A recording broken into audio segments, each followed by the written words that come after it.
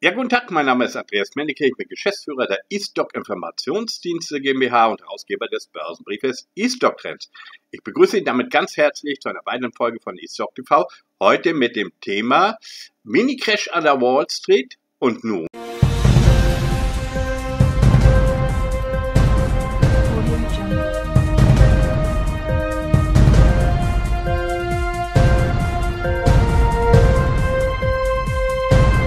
Ja, schön, dass Sie wieder da sind.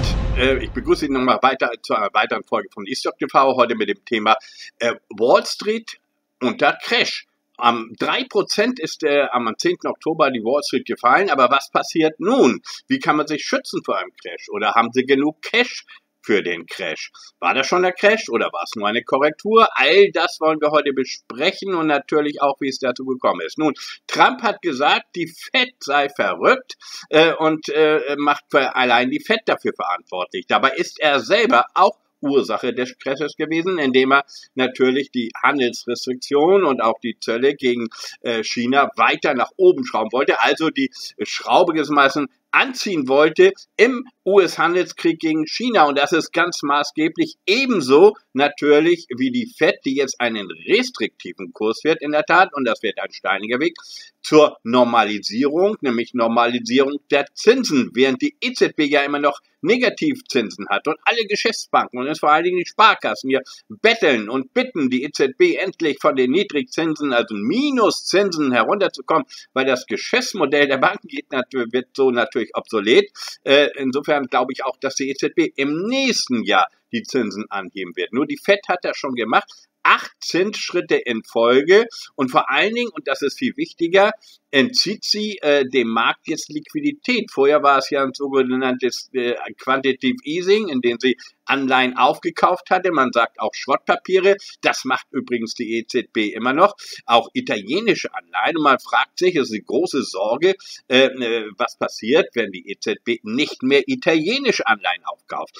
Die Sorge davor ist jetzt schon, erkennt man in den Kursen der 10-jährigen und auch 30-jährigen Anleihenrenditen, die nämlich in die Höhe gesprungen sind. Schon 3,6%, mehr als verdoppelt haben, die waren ja bei 1,6%, niedriger immer als die US-Anleihen, Staatsanleihenzinsen, aber auch die sind jetzt zuletzt in den Keller gegangen, der sogenannte T-Bond Future, ebenso wie der Eurobond Future. Ich werde gleich darauf zu sprechen kommen und auch das waren natürlich Auslöser für institutionelle Anleger, mal die Exit-Taste zu drücken, nachdem man mal vorher an der Wall Street, nicht an den anderen Weltbörsen, an der Wall Street noch gutes Geld verdient hat. Nun, das war in erster Linie auch das Verdienst von Trump, nämlich durch die US-Steuersenkung kamen ja einmal Gewinne. Ob die im nächsten Jahr nun noch so werden, weiß man auch nicht. Also nächstes Jahr wird ohnehin sehr viel schwieriger. Nun haben wir ein 3% Korrektur am 10. Oktober erlebt, insgesamt in der Woche um 5%. Das bezeichne ich noch nicht als Crash. Das wäre so, wenn wir über 10 oder sogar 20%, wie wir es ja 1987 hatten, an einem Tag hätten. Also es waren schon panikartige Reaktionen bei einigen Anlegern. Einige Aktien sind auch um 10% gefallen, vor allen Dingen sehr volatile Nasdaq-Aktien, die sich aber auch am Freitag wiederholt haben, wie eine Netflix um 5% oder eine Wirecard, die ja von 185 Euro auf 160 Euro gefallen sind, jetzt wieder auf 169 Euro gestiegen. Also es ist sehr volatil, die Volatilität nimmt zu und auch darauf kann man ja setzen, indem man Vola-Papiere kauft. Also da gibt es jetzt viele Möglichkeiten. Wer sich jetzt absichern will, wird etwas teurer, sage ich Ihnen gleich, weil die Optionsprämien eben höher geworden sind. Aber ich rate dazu, ein gutes Mittel ist einfach mal in Liquidität zu gehen. Mehr in Liquidität, und bevor es natürlich crasht. Haben Sie genug Cash für den Crash, der noch kommen kann? Das ist ja die große Frage. Bisher war ja noch gar nichts passiert. Die Zinsen wurden ja vorher schon erhöht, 8-mal, die sollen jetzt im Dezember noch mehr erhöht werden. Das kann nicht der Grund gewesen sein, obwohl Trump natürlich allein die Fed dafür verantwortlich macht. Aber dem Markt werden jetzt 50 Milliarden US-Dollar Liquidität monatlich entzogen statt hinzugeführt wie vorher, indem die Fed Wertpapier wieder verkauft. Das ist natürlich schon wichtig. Die Aktienrückkaufprogramme werden momentan ausgesetzt wegen der Berichtssaison, der ja noch kommt, und das führt dazu, dass wir nun Gewinnmitnahmen haben. So ist es ja noch in USA. Allerdings nur bei gewichteten Indizes haben wir sehr gute Performance gehabt, insbesondere beim Nasdaq, ja 17% plus, aber bei Gleichgewichten Nasdaq haben wir schon fallende Kurse gehabt. Also, es sind nur einige marktschwere Titel, es wurde Technologieaktien stark gestiegen in diesem Jahr und die anderen gar nicht so. Und am DAX sowieso, der DAX ist minus 10%, war schon vorher minus 5% und ja, war einmal kurz plus minus 0. Japan auch, hat sich ja vom minus 4-5% und plus 5% manövriert, jetzt aber wieder plus minus 0. Gut läuft die Moskauer Börse noch plus 3%, viele andere Ostbörsen. Insofern nicht nur deswegen, den EastStockTrends bitte kaufen, 3 Ausgaben zur Probe kosten ja nur 15 Euro, wo ich im Übrigen auch meine orangenen Linien, kritischen Marken und die roten Linien für Sie aufgemacht habe, wo Sie Short gehen sollen und wo Sie mit Short-Positionen sogar Geld verdienen können. Und das haben wir ja auch jetzt im Oktober gemacht mit Short-Positionen auf den DAX, auf den Standard & Poor's seit dem 10. Oktober. Lief sehr, sehr gut. Aber jetzt haben wir eine Erholung am Freitag gehabt. Gucken wir uns mal Indexstände an und dann müssen wir gucken, es sind noch weitere spannende Themen, außer US-Handelskrieg, Zinserhöhung. Natürlich auch ja den Verfall von etablierten Parteien, Volksparteien. Das erleben wir heute, die Wahlen in Bayern. Ich rede jetzt gerade, da ist das Ergebnis noch nicht raus. Übrigens wunderbares Wetter, nicht? Auch Klimawandel. Wann hatten wir schon mal über 25 Grad hier in Hamburg um diese Jahreszeit, Mitte Oktober. Also sehr schön auf der anderen Seite. Mallorca sehen Sie, Portugal Stürme, Florida Stürme. Klimawandel lässt grüßen. Das ist ein anderes Thema, was kostet auch viel Geld. Übrigens 30 Milliarden US-Dollar mal kurz in den USA, muss ja auch irgendjemand bezahlen. Okay, kann man sagen, die Bauunternehmen haben wieder zu tun da. Aber ein kleines Konjunkturprogramm, extra Konjunkturprogramm, aber es muss auch bezahlt werden. Die Verschuldung ist enorm hoch in den USA, die Unternehmensverschuldung, die Staatsverschuldung, aber auch die private Verschuldung enorm gestiegen. Wir haben ja überall Höchststände in den Verschuldungen, auch in China, und auch das werden wir gleich besprechen, denn das ist sehr wichtig für Sie, für Ihre persönliche Zukunft und auch die Ihrer Kinder. Nun gucken wir uns mal die Indexstände an und dann sagen wir, wie wir uns verhalten sollen. Der DAX bei 11.561, wir kommen ja über 12.000, 12.400, kräftig korrigiert, am Freitag leicht erholt, 0,58% gestiegen. Insgesamt minus 11% beim DAX, der Eurostoxx. Das gleiche mit Italien als Hauptproblem. Die haben jetzt den Haushalt verabschiedet, 2,6% statt 0,9%, wie von Brüssel erwartet. Das gibt auch noch einen Krampf. Natürlich auch der Brexit, das kommt auch dazu. Also Europa hat viele Probleme, könnte auch auseinanderbrechen, wenn Italien einfach sagt, wir wollen raus aus dem Euro, was irgendwann mal passieren kann.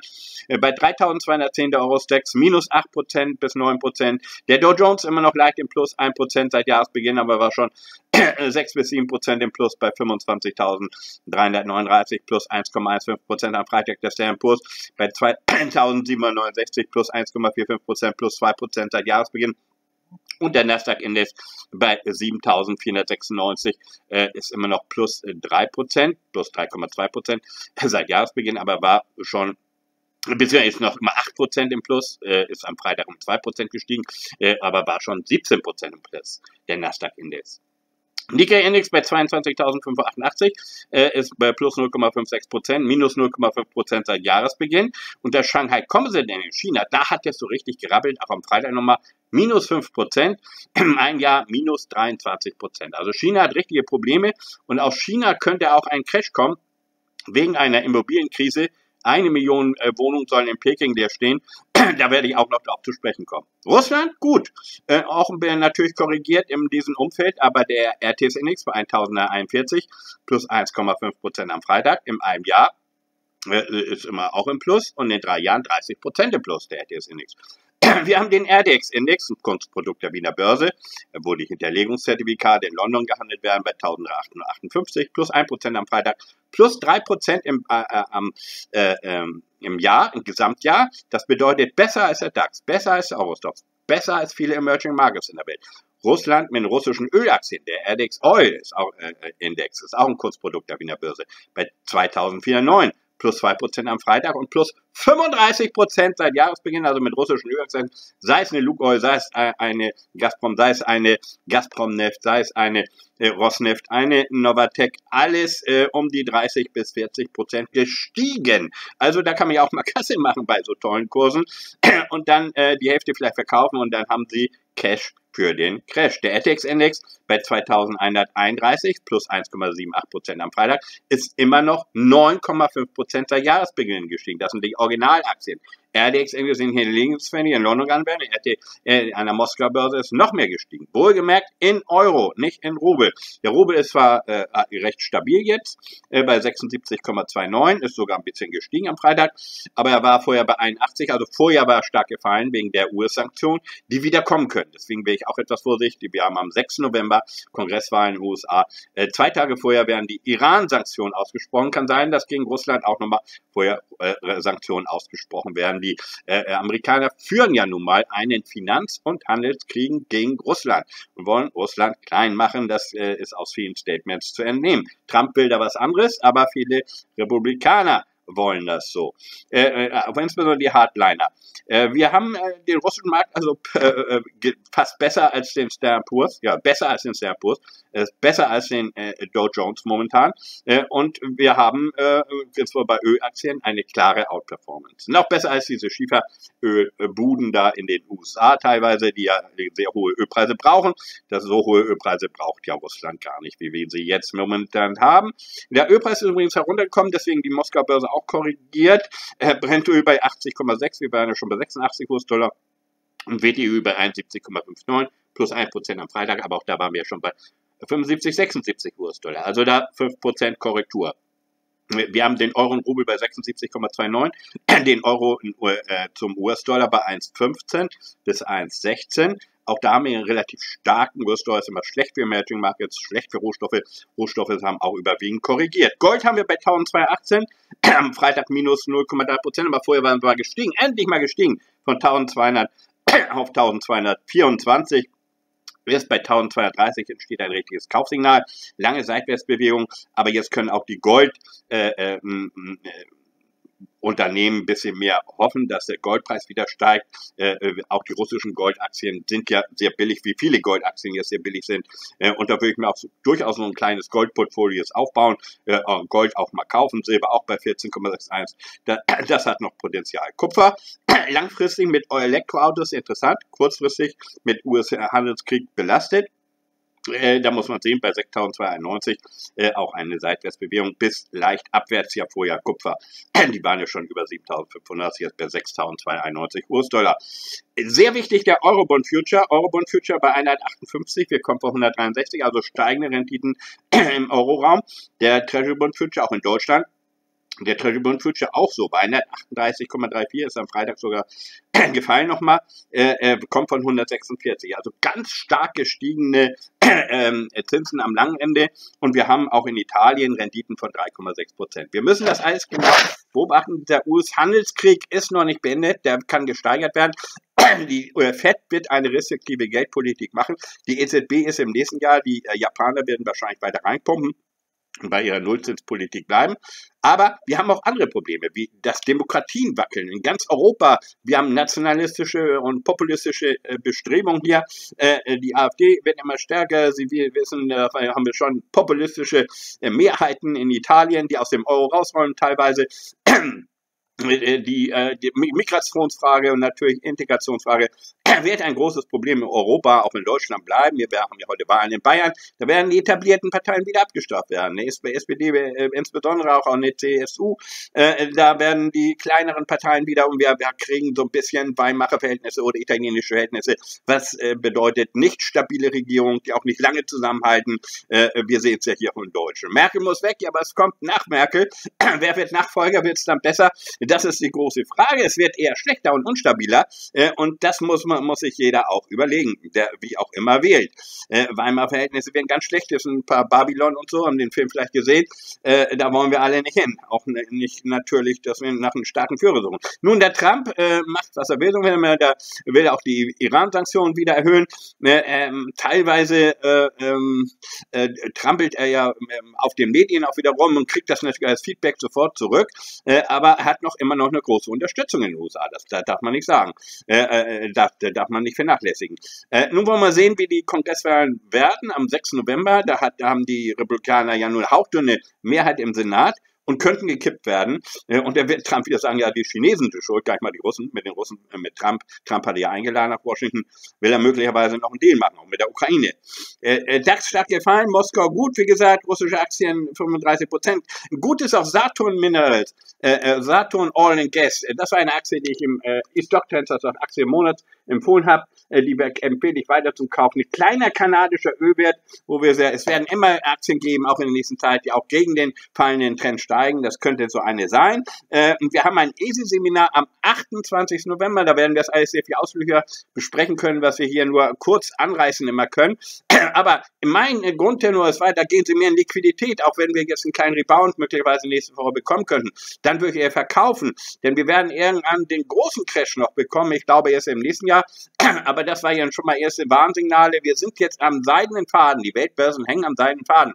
Der DAX ist in einer Schulterformation. Der Eurostoxx sieht charttechnisch auch nicht gut aus. Wir haben immer noch steigende 200-Tageslinien an der Wall Street, aber wenn die stark darunter fallen, und wir waren schon kurz darunter, jetzt so an der 200-Tageslinie, dann wird es gefährlich für alle Weltbörsen. Der Wind kommt nun mal von Amerika, von der Wall Street.